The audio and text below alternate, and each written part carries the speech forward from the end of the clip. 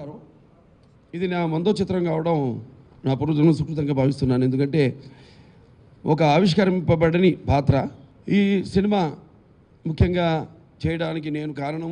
విశాల దేశాన్ని స్థాపించింది ఒక తెలుగువాడని ఎంతమందికి తెలుసు. ఒక తెలుగు బిడ్డగా విశ్వవ్యాప్తంగా తన వెన్నెముక మీద తెలుగు జెండాని మోసిన నందమూరి తారక రామారావు గారి వారసుడిగా బిడ్డగా ఈ అవకాశం నాకు మరి ఆయన కల్పించారేమో అని నాకు అది కాకతాళీయమో యాదృచ్ఛికమో అనిపిస్తూ ఉంటుంది. ఎందుకంటే ఆయన చేయాలనుకున్న పాత్ర ఇది. అటువంటిది ఆయన రాజకీయాల ఒత్తిళ్ల వల్ల చేయకపోవడం, అది నాకు ఆ అవకాశం తొక్కడం అన్నది నా పూర్వజన్మ సుకృతంగా భావిస్తున్నాను. నేను వేరే నా 100వ సినిమా ఎలా ఉండాలి, ఏ రేంజ్లో ఉండాలి అని నేను ఆలోచిస్తున్న సమయంలో మరి ఎన్నో కథలు విన్నాను. కొన్ని నచ్చలేదు, కొన్నేమో నేను నా 100వ సినిమా స్థాయికి లేవనిపించాయి. మరి అటువంటి సమయంలో రావడం అనుకోకుండా నా అంజనాపుత్ర కృషి గారు రావడం, అలాగే నిర్మాతలు జయలక్ష్మి పుత్ర విభో శ్రీనివాస్ గారు, అలాగే కమలపుత్ర రాజీవ్ రెడ్డి గారు, అలాగే సీతారామపుత్ర సాయిబాబా గారు, జాగరణ ముడి వాళ్ళు రావడం, ఈ సినిమా చేయమని అడగడం అంతా చాలా కాకతీయంగా యాదృచ్ఛికంగా జరిగింది. అంటే మొదటి యుద్ధం నుంచి స్టార్ట్ అవుతుంది. అక్కడి నుంచి లాస్ట్లో డెమిత్రియస్ గ్రీక్ మహారాజుని ఓడించడంతో పిక్చర్ పూర్తవుతుంది. మొదటి నుంచి పిక్చర్ ఒప్పుకున్న దగ్గర నుంచి కూడా అందరిలో ఒక కమిట్మెంట్ సినిమా మీద.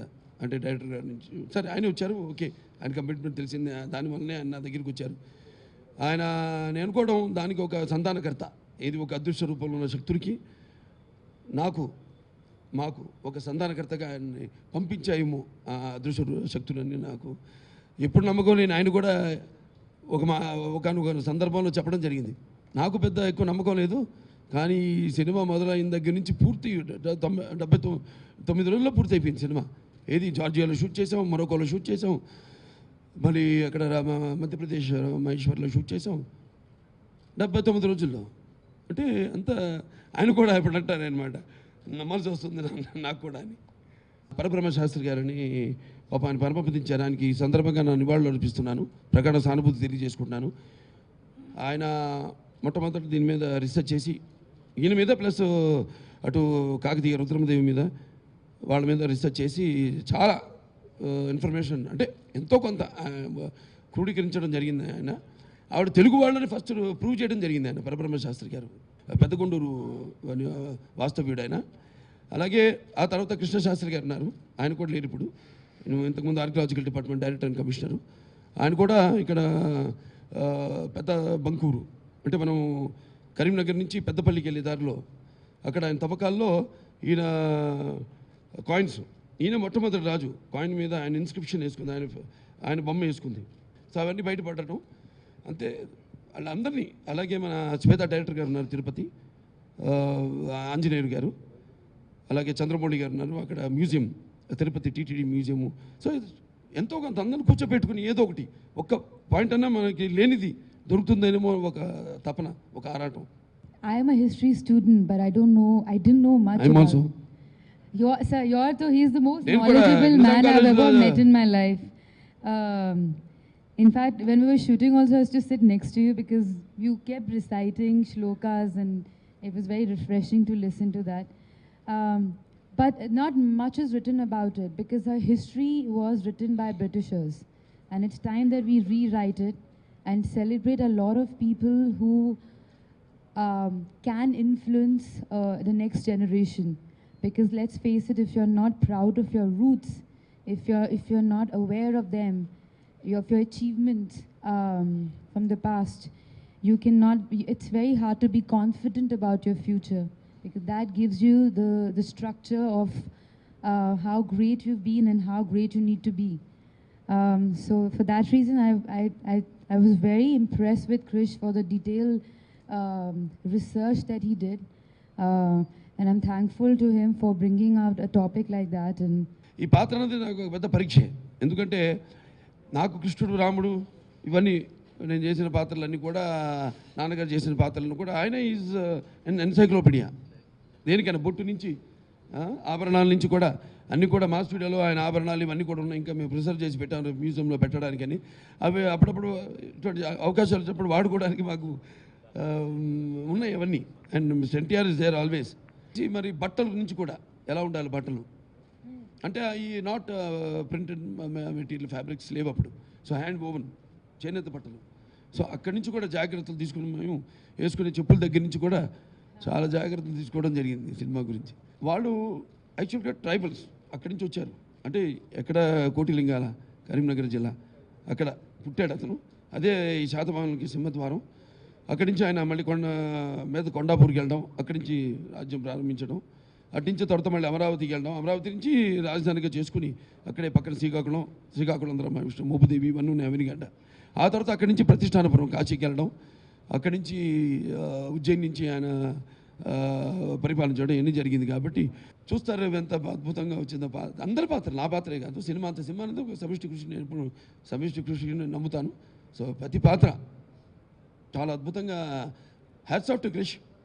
I think the way a character looks in the film speaks volumes about how a director shapes it, because it's end of the day is the director's vision, because he's the one who says cut and he's the one who sits on the edit. So I'll give the entire credit to him. See, there's few things about him which is just remarkable. For instance, he gave me I think 6 to 7 hour long narration. So we not only, and then we had a discussion later. So we not only spoke about this era, this king, about him, about me, about small things as to what costumes or my hair that I'll be having, to my character graph, to what I'm feeling, to what emotions I'm going through. So I was so clear about what I'm going to be doing from day one that it was, for me, it was by the end of it almost became me as Vashishti Devi. I was seriously depressed when the movie got over. I was seriously unhappy. It took me like a while to get over that I'm not going to be being on that set again. He brings so much energy to the set that you're charged. You want to do your best. And every scene which is very difficult, he explains to you the character graph way in advance. So you're prepared. He gives you key notes. He tells you, he connects that character to your life. Even though me in today's DNA to then, it's just, but then, emotions are the same. You feel the same pain when you're losing your loved one. You feel the same sinking feeling when you know that someone who's going away, you might not see them ever again. It's the same pain today or then. So he makes you go through that really well. Between him and me, you know that he gives his best, I give my best, and he's being very cooperative. So I think it just worked.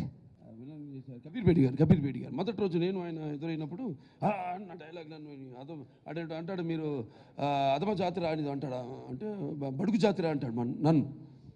అంటే మొత్తం తెలుగు జాతి అంటే బడుగు జాతి కాదురా తెలుగు జాతి, అధమలం కాదురా ప్రథమలం అన్న డైలాగ్ ఉందంట. అన్నీ చూశాడు పర్ఫార్మెన్స్. ఆయన కొంచెం వాళ్ళు అంటే ఇంకా పాత్రలోకి వెళ్ళాలి కదా వాళ్ళు కూడా. మొదటి రోజు చూశాడు ఆయన 1-2 షాట్లు ఇచ్చి అన్నీ చూసి, క్రిష్ గారు సారీ నేను వెళ్ళిపోతున్నాను హోటల్కి, ప్లీజ్ ఫర్గివ్ మీ, నేను backup for me, I have to go now, I have to learn get in to the role. ఊరికే బ్యాకప్ వేసుకున్నా అంటే ఫస్ట్ డే ఎవరన్నా అంతే కదా, పాత్ర అందరు కలిస్తే will know our emotions, characterization. So it just packed up and went off అంటే ద పర్మిషన్ అని చెప్పేసి వెళ్ళిపోయారు. ఆయన నా షార్ట్స్ అన్నీ తీసుకున్నాం. రాత్రంతా నిద్రపట్టలేదు ఆయనకి. రాత్రంతా డైలాగులు ఇది అద్దం ముందు కూర్చుని ఎలా ఒక కన్బొమ్మ తనం ప్రతిదీ డీటెయిల్డ్. అందుకే ఆయన కూడా అంత పెద్ద ఆర్టిస్ట్ అయినా చూడండి, ఒక ఆర్టిస్ట్ అంత పెద్ద ఆర్టిస్ట్ అయినా ఒక తపన అనేది ఇటువంటి పాత్రలు వచ్చినప్పుడు అవకాశం వస్తుంది. సత్సంకల్పం, అకుంఠ దీక్ష, ఒక మంచి సినిమా తీయాలి అనే ఒక మంచి ఉద్దేశంతో వాళ్ళు ఇచ్చినప్పుడు నేను చెప్పాను ఇందాక అదృశ్య శక్తులన్నీ కూడా ఇప్పుడు ఈ సినిమా షూటింగ్ జరుగుతున్నప్పుడు when it was raining in all over India, all throughout India. మధ్యప్రదేశ్లో మేము షూటింగ్ చేసాం మహేశ్వర్లో. ఒక్కరోజు కూడా వర్షం వల్ల, అవుట్డోర్ షూటింగ్ మాది, ఒక్కరోజు కూడా వర్షం వల్ల మా షూటింగ్ క్యాన్సిల్ కాలేదు ఒక్కరోజు కూడా. Do you know what happened? So once it was raining and it was this really important scene and I prepared for it the whole day. I was shooting only in the that 4 to 5 that magic light. And then at 3:30 started raining and Krish, I was ready. Krish is like, come to the location. I'm like, but it's నమ్మని raining. ధైర్యంగా It's raining, we వర్షం can't పడుతుంది, shoot it. రమ్మంటాడేంటి అని. So he's like, no, just come. And it was, I thought we were not shooting that scene. So we decided to just do a rehearsal. And while we were doing rehearsal between me and Hema ma'am, Krish, we all felt it was nicer when it's raining. So we shot the scene when it was raining, natural rain. ఎప్పుడు ఏ సీన్కి వర్షం కావాలో అప్పుడు పడేది, ఎప్పుడు మాకు వద్దో అప్పుడు అయిపోయింది. ప్రొడ్యూసర్ సైడ్ నుంచి అసలు వాడు టెన్షనే లేదు వారికి, ఎందుకంటే ఆ నమ్మకంతోనే వచ్చారు వాళ్ళు, ఆ ధైర్యంతో. ఇందాక చెప్పాను సత్సంకల్పం కావాలి, అకుంఠిత దీక్ష పొందాలని.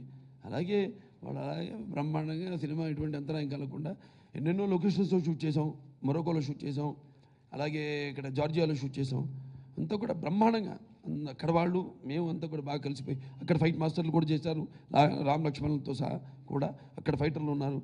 అందరు కూడా ఒక పిక్నిక్ లాగా, అంటే అందరు సరదాగా కూర్చొని బ్రహ్మాండంగా ఒక కుటుంబ సభ్యుల్లాగా జరగడం. ఆయనలో నచ్చింది ఏంటంటే 5 సినిమాలు ఒకరితో కాదు, 5 డిఫరెంట్ సినిమాలు చేశాడు ఆయన. చేసి వచ్చి సినిమా చేయడం అంటే ఇప్పుడు నాకు కొందరు ఉంటారు నా లైఫ్లో కూడా, డైరెక్టర్స్లో స్టీఫెన్ స్పీల్బర్గ్ వాళ్ళందరూ ఉంటారు. సినిమాలు చూస్తుంటాను, ఒక్కొక్క సినిమాకి సెంటర్ స్టేట్ ఏంటి, జురాసిక్ పార్క్ అయితేనేంటి, లేకపోతే మరి ఇంకోటి అలా ఈటీ అవుతారు కదా, అది వేరు, ఆయన జేమ్స్ కెమెరాన్, అలా రకరకాల సినిమాలు, ఇండియానా జోన్స్, ఒక సినిమా డ్యూయల్ సంబంధం ఉండదు సినిమాకి. అలాంటి మన director Krish.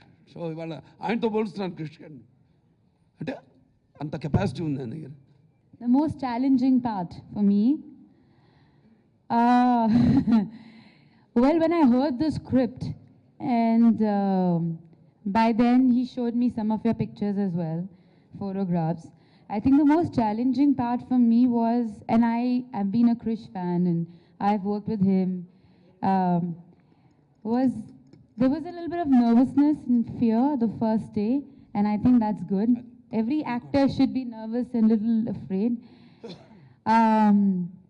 And it's a beautiful process when you give your first shot, second day, third day, the nervousness becomes your strength, and then because that drives you to give your best.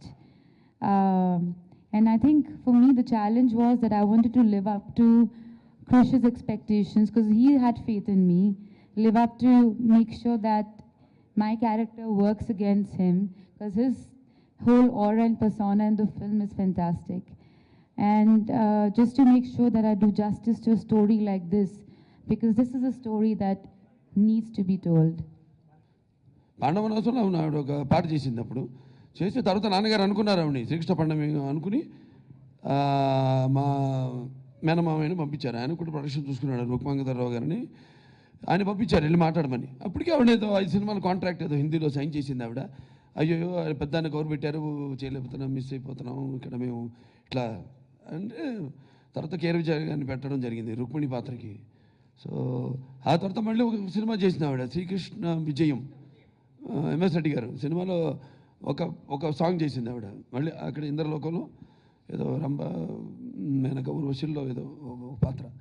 తర్వాత మళ్ళీ చేయడం ఇక్కడ తెలుగులో ఇదే అంటే పాండవనాశంతో ఇది 2వ cinema. అది మొదటిది నాన్నగారితో, ఇది నాతో. డెఫినెట్గా ఆవిడలో ఇప్పుడు ఆవిడ చూసింది మన పద్ధతి ఏంటి, అసలు పాత్ర ఏంటి, పద్ధతి అని కాదు ఎక్కడైనా పద్ధతిలో ఒకటి. వాళ్ళు గొప్ప గొప్ప సినిమాలు తీశారు, బాజీరావు మస్తాని ఏంటి, లేకపోతే మిగతా జోధా అక్బర్ అని చేశారు బ్రహ్మాండ సినిమాలు. ఇక్కడ కూడా మనలో ఆ తప్పని సినిమా క్యారెక్టర్ ఏం చేశారు. సో ఎక్కడైనా ప్రాంతాలు వేరైనా పాత్రలు ఉన్నాయి, బ్రహ్మాండమైన పాత్రలు. ఆ ప్రాంతాలను వాటిని బట్టి అక్కడ పాత్రలున్నాయి. కాబట్టి ఆర్టిస్ట్కి ఏం లేదు, ఆవిడ చెప్పింది కదా, ఇంకా పాత్ర నుంచి బయటపడలే ఎవరు. శివరాజ్ కుమార్ గారు, నేనే ఫస్ట్ ఐడియా ఇవ్వడం జరిగింది. ఏమంటే ఎలా ఉంటుంది, అప్పుడు అంతకుముందే ఫంక్షన్కి ఒకటి వెళ్ళాను బెంగళూరులో. వెళ్ళి తిరిగి వచ్చాక ఆయన వెళ్ళానని కాదు, ఆయన పిలిచాడని కాదు, నాకు అనిపించింది అద్భుతమైన పాట సన్నివేశం అది. ఆ పాటలోనే ఈవిడి తెలుస్తుంది. కొన్ని చెప్పాలనుకుంటే చెప్పనవదు. అక్కడ మేము సంతకి వెళ్తాం, ఏదో సంతలో వింతలు చూడడానికి అని, మళ్ళీ పిల్లలు అయిపోవడానికి ఇద్దరం వెళ్ళిపోతాం, టు బికమ్ కిడ్స్.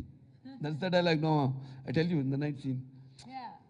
పొద్దున్న రెడీగా ఉన్నట్టాడు, దేనికి ఉంటుంది పదా సంతలకు వెళ్దాం, ఇంతలు చూద్దాం, మళ్ళీ పిల్లలు అయిపోతాం అని కలిసి వెళ్తారు అక్కడికి. అక్కడ తెలుస్తుంది.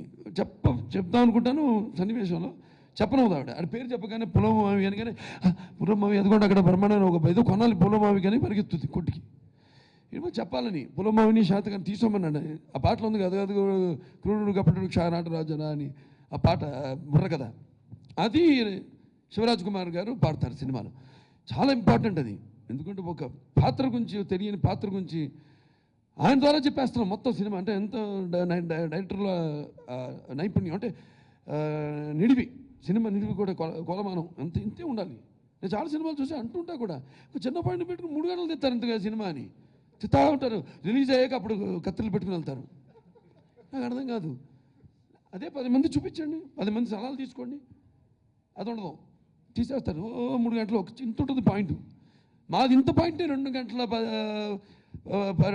10 నిమిషాలు తీశారు. కావాలంటే డైరెక్టర్ గారు ఇంకా నేను ఉన్నానని నేను ఒక సీన్ కూడా చెప్పాను, ఆ డైలాగులు అని చెప్తానని నో అన్నారు. అప్పుడు లేదు పాపం అని చెప్పాను, మీరు ఆలోచించండి అని. మళ్ళీ దాని గురించి అడగలా నేను. ఇది సైతాను వికార ఘోర కలుష వ్యాపార దౌర్జన్యము, ఇది ఉన్మత్త పిశాచ తాండవ మహోగ్రాకీల విన్యాసము, ఇది మధ్యేశ మత్త రాక్షస సమూర్ దౌర్గత్యము, ఇది నిర్వాపణ ముఖస్థ దీపికడిగా అని ఒక డైలాగ్ ఉంటుంది ఆవేశంగా. అంటే వాడిని ఎలాగో ఏముంది 33 రాజ్యాలు గెలిచేసావు కదా, ఇక మిగిలినాడు ఒక్కడు, వాడికి కబురు అంతకే శరణమా రణమా అంటుంటాడు. ఇప్పుడు పంపించేయచ్చు కదా, వాడికి ఒక శరణమాని కబురు పెడితే కుదురుతుంది అంటే పంపుతాను దూతని కూడా లేపేస్తాడు అతను. అక్కడి నుంచి అంటాడు ఇలా ఇలా ఎంత చేసిన వాడిని శరణం ఏంటి మరణం వాడిని లేపడమేని. I think it was very refreshing to work with a director who loves his job so much and who believes in a story so much. And every character this is one character that I've learned a lot about myself, because I feel the emotions that I've gone through. Because of Krish, I feel that I believe that I felt them for real. And I feel when there's certain emotions that you feel, then when they get out of your system, you know a lot more about yourself. It's a journey that you take which makes you a happier person. Because you know you live the character. So you know that you and I love my jobs. To believe in a film, in a script on that level, because unless you can't make a film which is on this scale.